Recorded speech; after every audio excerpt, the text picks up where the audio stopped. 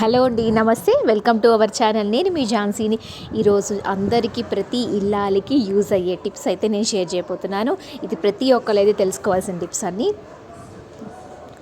చూసారు కదా, ఎంతో ఈజీగా మనమైతే పనులు చేసుకోవచ్చు అండి ఈ టిప్స్ మనం చేస్తూ ఉంటే.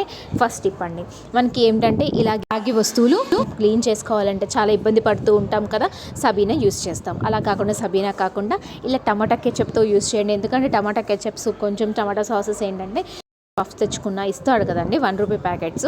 సో ఆ ప్యాకెట్స్తో పాడైపోతాయని చెప్పేసి పక్కన పడేస్తూ ఉంటాము. ఇలా వేస్ట్ అయిన టమాటా కెచప్తో ఇలాగా మనకి ఇత్తడి సామాన్లు తోముకున్నాం అనుకోండి, చాలా ఈజీగా అయితే క్లీన్ అయిపోతుందండి. ఎక్కువ శ్రమ కూడా పడక్కర్లేదు.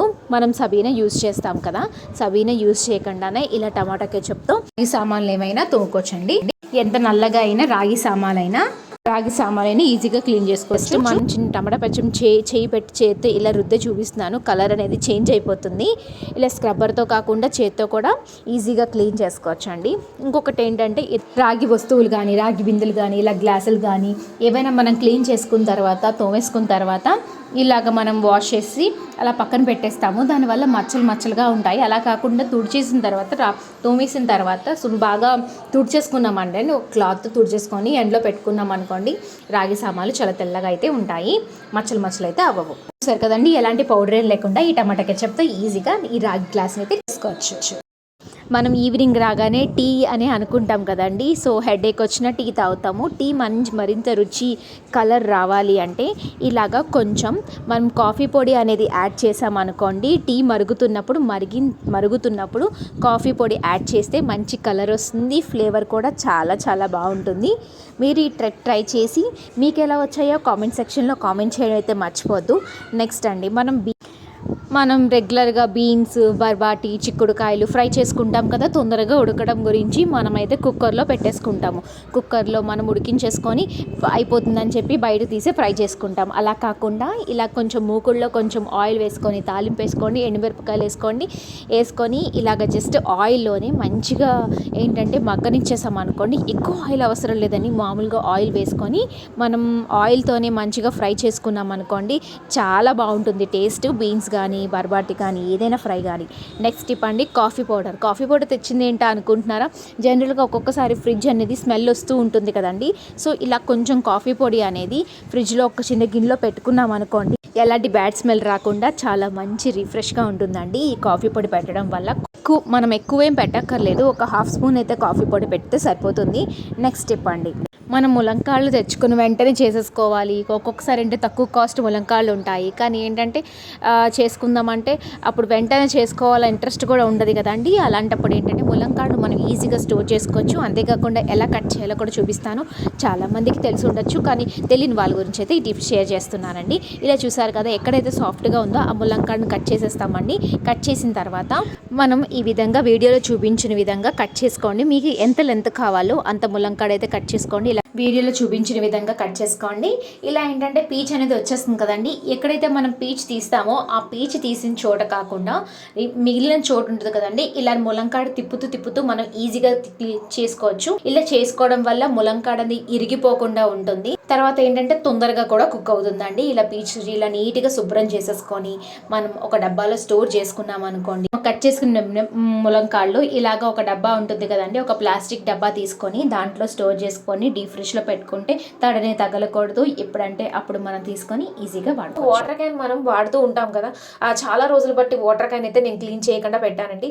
సో ఈ టిప్ గురించి, అలాంటప్పుడు మంచిగా బాగా క్లీన్ అవ్వాలంటే ఈ టిప్ అయితే యూస్ చేయండి.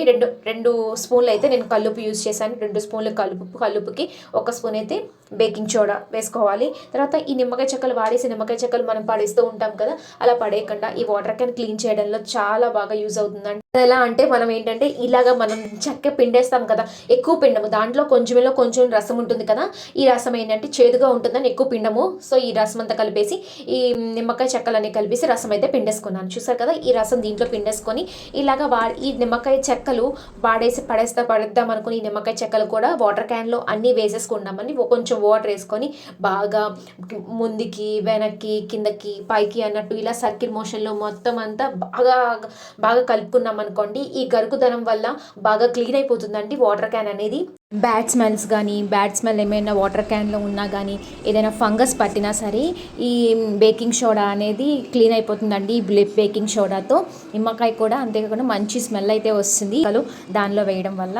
మనం డే మొత్తంలో ఒక 10 to 15 minutes మనం దీనికి స్పెండ్ చేసామనుకోండి. సబ్బులో ఏంటంటే మనం కెమికల్స్ ఉంటూనే ఉంటాయి కదా, సో అలాంటి కెమికల్స్ మనం వాడకుండా ఈ వాటర్ క్యాన్ అయితే ఈజీగా క్లీన్ చేసుకోవచ్చు అండి. ఇలా వాటర్ క్యాన్ని 1 weekకి లేదంటే 10 daysకి ఒకసారి చాలా క్లీన్ చేసుకోండి. చాలా కొత్తలా మెరిసిపోతుంది మనం కొంచెం రెగ్యులర్గా క్లీన్ చేసుకుంటుంటే. చూసారు కదా. తర్వాత ఏంటంటే పైన క్లీన్ చేసుకోవడానికి అయితే ఈ విధంగా యూజ్ చేస్తున్నానండి. సో నిమ్మకాయ రసం వేసుకోవాలి, బేకింగ్ సోడా వేసుకోవాలి. దీంట్లో అయితే ఒక టిప్ని అయితే షేర్ చేస్తున్నాను. ఈ బేకింగ్ సోడా ఇలాగా ఫామ్ అవుతాయండి. బేకింగ్ సోడా ఎక్స్పైర్ అవ్వలేదు, బాగుంది అని అయితే అర్థమండి. తర్వాత కొంచెం సాల్ట్ అయితే వేసుకున్నానండి, ప్లెయిన్ సాల్ట్. దీన్ని పెట్టుకొని మనం బయట బాగా క్లీన్ చేసుకోవాలండి. ఈ సాల్ట్ రాక్ సాల్ట్ కాకుండా నార్మల్ సాల్ట్, బేకింగ్ సోడా, నిమ్మకాయ రసం వేసుకొని బాగా క్లీన్ చేసుకోవాలి. వీడియోలో చూపించిన విధంగా బాగా క్లీన్ చేసేసుకోండి. అంతేకాకుండా నిమ్మకాయ చెక్క ఇందాక పిండేసాం కదా, ఆ నిమ్మకాయ చెక్కను ఏం చేయాలంటే ఇప్పుడు షింక్లో ఉంటుంది కదా, సో షింక్ ఒక్కొక్కసారి స్మెల్ వస్తూ ఉంటుంది కదండి ఎంత క్లీన్ చేసినా సరే.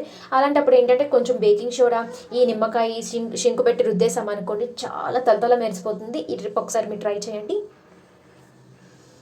మీరు కానీ నా ఛానల్ని ఫస్ట్ టైం చూస్తూ ఉంటే ప్లీజ్ సబ్స్క్రైబ్ చేసుకోండి.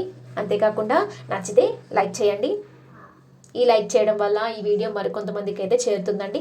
తర్వాత ఏంటంటే ఈ విధంగా వాటర్ క్యాన్లో వాటర్ వేసేసి బాగా క్లీన్ చేసేసుకోవాలండి. మళ్ళీ ఒక్కసారి కొంచెం మురికి ఉంది అని అనిపించిందని కొంచెం ఒక్కసారి నేను స్క్రబ్బర్తో అయితే క్లీన్ చేసేసాను. అంతేనండి, వాటర్ క్యాన్ అయితే చాలా ఈజీగా క్లీన్ చేసుకున్నాం కదా.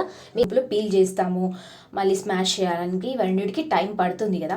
సో అలా కాకుండా పీలు స్మాష్ రెండు ఒకేసారి అవ్వాలి అంటే ఇలా అందరి ఇంట్లో గరిటలు అవైలబుల్లే ఉంటాయి కదండి. మనం గారెలు కానీ లేదంటే బజ్జీలు కానీ ఏమైనా వేయించినప్పుడు ఇలాంటి గరిటలతో మనం తీస్తూ ఉంటాం కదా. సో మధ్యలో ఇలా బంగాళదుంపను పెట్టేసి గ్లాస్తో నొక్కితే ఈజీగా తొక్క అనేది రిమూవ్ అయిపోతుంది. అంతే విధంగా స్మాష్ కూడా అయిపోతుందండి. చాలా యూస్ అవుతుంది కదా. ఇది టైం అనేది బాగా మనకి సేవ్ అవుతుంది కదండి. చిట్కా కానీ మీకైతే నచ్చితే ప్లీజ్ ఒక లైక్ చేయండి. అంతేకాకుండా ఇప్పటి వరకు ఈ టిప్స్లో మీకు ఏ టిప్ నచ్చిందో కామెంట్ సెక్షన్లో కామెంట్ చేయండి. మీరు కనుక నా ఛానల్ని ఫస్ట్ టైం చూస్తూ ఉంటే please support my channel, subscribe చేసుకోండి. నెక్స్ట్ టిప్ వెళ్ళిపోదామా అండి.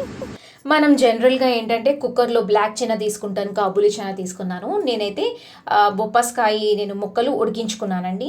సో వార్చడానికి మనం ఒక మెష్ కానీ ఏమైనా పెడుతూ ఉంటాం కదా, ప్లేట్ కానీ. అలా కాకుండా మన ఈ కుక్కర్లోనే పైన గ్యాస్కెట్ అనేది తీసేసి ఇలా మూత పెట్టేసి వార్చేస్తానండి. ఈజీగా అయిపోతుంది. అసలు వేరేది గిన్నె అయితే మనకు అవసరం ఉండదు. Thanks for watching my video.